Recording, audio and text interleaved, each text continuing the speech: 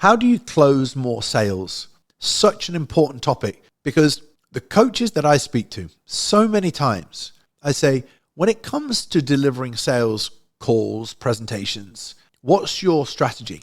And very few actually study sales. And as a result of that, you're essentially winging it, and you have no consistency with the percentage of clients or prospects that sign up. But when you actually study sales, it's something that you can become very, very good at and increase your closing percentage. So if you have 10 calls and you know on average that you close, because of the skills that you have, 50%, then you know you'll get 5 new clients a week. But if you actually have no strategy, there is no way of knowing whether or not the sales are going to come in. So I'm going to take you through this. Now, a lot of coaches say they get on a call, Zoom call, whatever it is, and they have a conversation, and I call it opportunistic selling. You're essentially hoping all the way through I just hope this person's going to say yes. I hope this person's going to say yes. Essentially hoping that they've done their groundwork before, they've already made their mind up, and they buy. Let me tell you this. Very, very rarely will you get somebody that comes on a call, a hot prospect, that says, I'm ready to buy. If you do, they're going to tell you straight away, love what you do, can't wait to be involved, just tell me how much it is. Done. 99% of the time, you got to go through a framework. I'm going to take you through a few areas which will help you to understand how to improve your sales. I want you to take each piece of this and just put a comment below which bit resonates with you so that I can see which bit you're going to implement into what you do. Follow a structure, you'll close more sales, you'll make more money, you'll get more clients to work with, you'll get better results. Build trust, empathize, and ease. I call it the fence of sales, okay? You have a fence. Your client is on this side and you're on this side. One of the most important things to do in a sales situation is to bring the person that you're on the call with over to your side. On the one side, they are timid, nervous, they're anxious possibly, they've got doubt, they've got frustration, and they are sitting on this side of the fence. Now, how do you build rapport, trust, ease? You talk about them. Find out more about them. Find out who they are. Find out what they do. Let them talk about themselves. Let them be interested in themselves. Energy. If you come intimidated, right, why are we on the call? You're going to put somebody back in their shell. Remember, jumping on a sales call with somebody to change their body shape is more than likely going to be a very, very intimidating situation for somebody. They want to change. They've got challenges. They've got problems. You're here to build trust.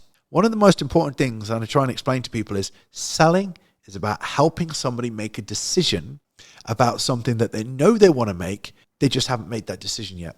So they are at this side of their problem. Your job, and you need to feel the energy at the beginning of the call. Build trust.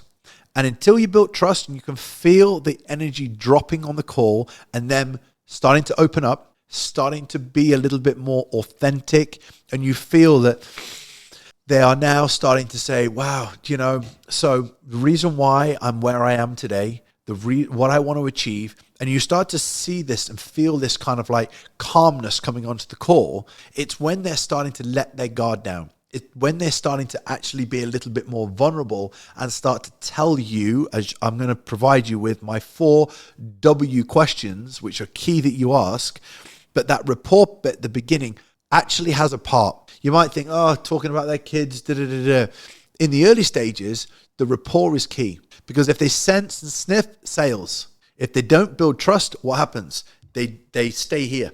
And then this bit of the sale that you want to try and do is never going to happen because they're still locked in fear and lack of trust.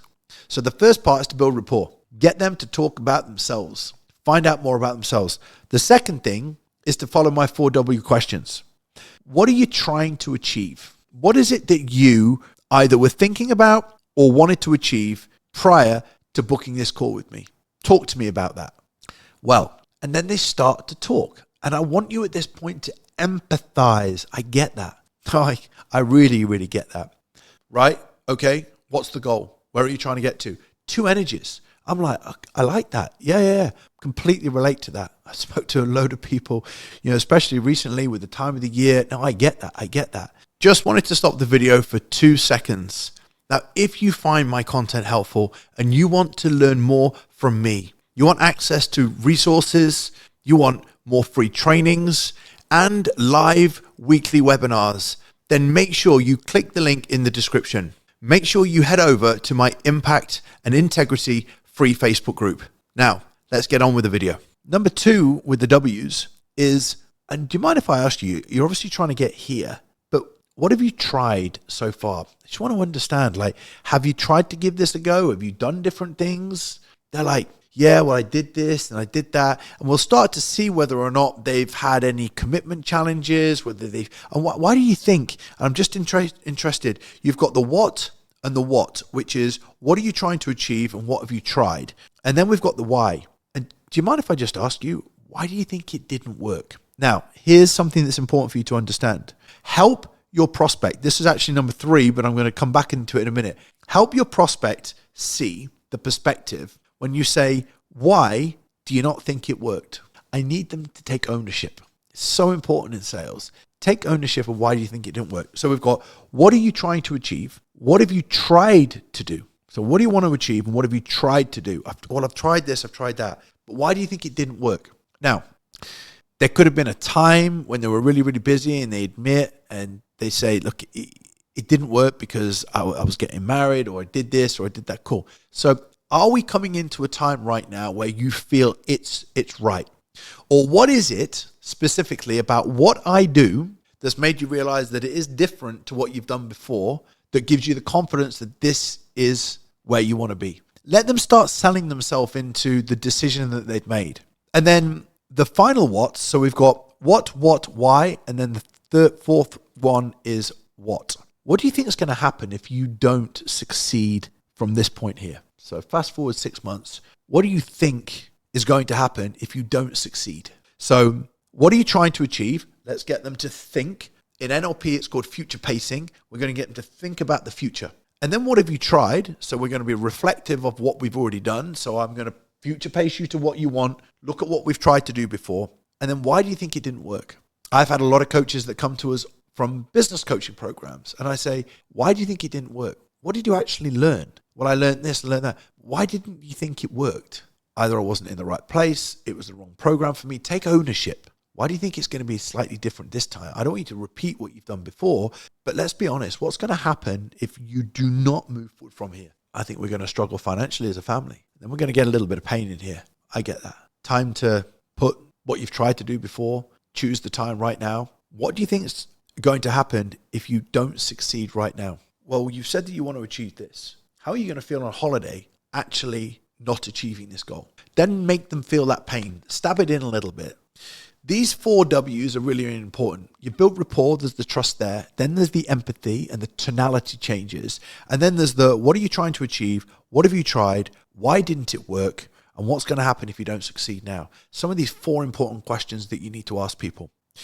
And your job is to help the prospect figure out the problem in their mind. Why do you think it didn't work? What perspective did you have then about fat loss and weight loss that's changed right now? When people see things differently, when they change their perspective, then they start to see that there's light at the end of the tunnel with this particular approach. Now, this first part is delivered in a way where the trust is built, the tonality changes, the questions have been established, the answers have been established from the questions you've asked. They see why things are going to be different now. They see what they want to achieve, and you can then stop and say this. Do you mind if I recap what we've been through? You've told me you want to achieve this. Correct? Absolutely. But you don't think that you've got here because of this. Correct? Absolutely. You say, I'm just saying I can understand this. It didn't work because of this, but things are a bit different now. So the reality is you don't want this to happen. Correct? Absolutely. But you're also telling me that to get to here, you know this has got to happen. Correct. Brilliant. Am I right with all that? 100%. This is where they've got the confidence and the certainty that now is the time. And it's at that point I present the solution. You do not present the solution before this. If you feel that zero trust, they're not ready to be authentic and honest with you, and you do not feel that these 4 questions, these 4 W's have been answered, and you feel with 8 out of 10 certainty that this person's really inspired and energized and ready to go and their energy's changed, you do not even go to this next step. The next step is to provide a solution. And I'm going to show you right now exactly how I can help you to do that. Then you show them the roadmap or the educational framework, and it needs to be a visual, and you pull up on the screen and you show them this is how we're going to help you to get to where you want to be. You don't want to overwhelm them at this point. You do not want to stay for 10 minutes on this vision of what they're going to achieve and overwhelm them. So I'm going to take you from here, but we're going to take you through these stages. And this is how our clients succeed. This is what you're going to do.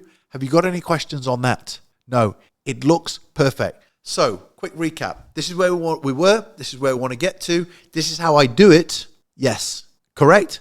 Absolutely. Brilliant. Let me explain the prices. You have to present everything visually. You have to let them see exactly what your offer and your product is, and then you'll present the price. Now, how you present the price is a different training, different video. But I want to tell you this.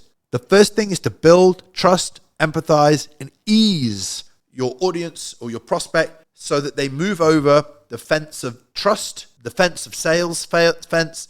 They move from being scared, intimidated, nervous, lacking in trust over to your side where you feel they're ready to empathize and give you their honesty and integrity, their authenticity. Then you go into the what, why, what.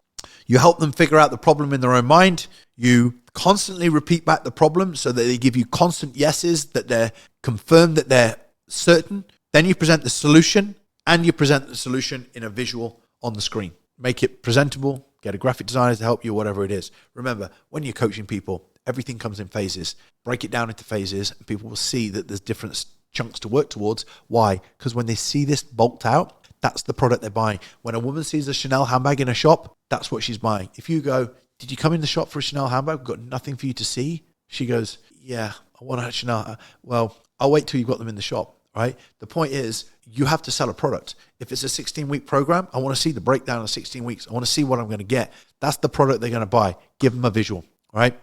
Sales training, sales to help you make or close more deals and make more money. Write down 1, 2, 3, 4, 5, depending on what's helped you the most in this. And as always, please click like and subscribe if you're watching this on YouTube, or share the episode if you're listening to it on iTunes, on your social media feeds. Help more trainers achieve fulfilling, successful, and happy careers. For now, take care, and I'll speak to you soon.